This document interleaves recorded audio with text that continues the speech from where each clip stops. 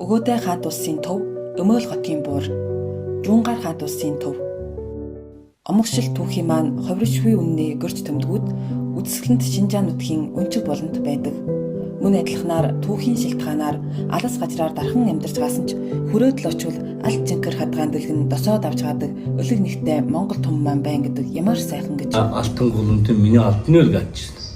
Ман тэртэлээ бисэн дуунаад. Аяллыг маань хийж байгаа вилсийг маань дэмжиж ганц Монгол гэдэг үг манай хоёрыг улсын өл хажир байгаа монголчуудтай маань танилцуулж тэдэнтэй хамт байжгаа нь нэн цаашлан бүгдөө өнөх учирлаараа бахархаж зүрх сэтгэлөөсөө догдолж хамт байжгаасан. Мануусын сайн мэддэг хар хором шант хотоос өөр бас өвөг дөөцийн маань байгуулсан хот суурангууд байдаг.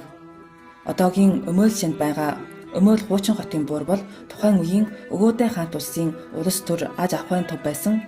Харамсалтай нь одоо бүрэмсэн өвдөгдөж он цагийн нөлөөлтөд үлдэж хочирсон зүйл бараг байхгүй. Гэвч Өгөөтэй хааны овоогоон одоо болтор тахсаар олон зуун жилийн салхи борооныг өлөөсөн өн овоол ганчаар өнд. Мөдөөж Өгөөтэй хаан бол их Монгол хаант улсын 2 дугаар их хаан.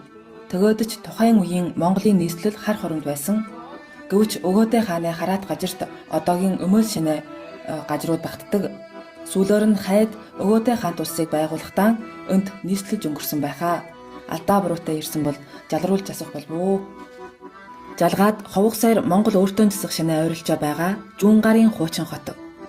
Галдны үүсгэсэн үндэс суурийг тавьсан ховт, Улаангом, Хайнаг, Голж хотоос өөр бас Жуунгарын Баатар хүн тайжийн үед байгуулагдсан тухайн үеийн Жуунгаар хаант улсын улс төр аж ахуй соёлын хөдөлгөөний төв болж байсан Жуунгаар хаант улсын хуучин хотын буур.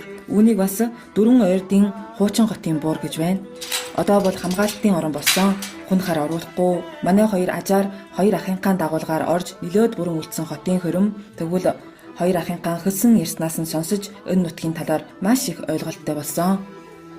Шинжаан дахь өн гүжимж түүх соёлын талаар багс сагч гэсэн ойлгыг өгвөл намайг нөмөд авах болов уу? Баярлалаа.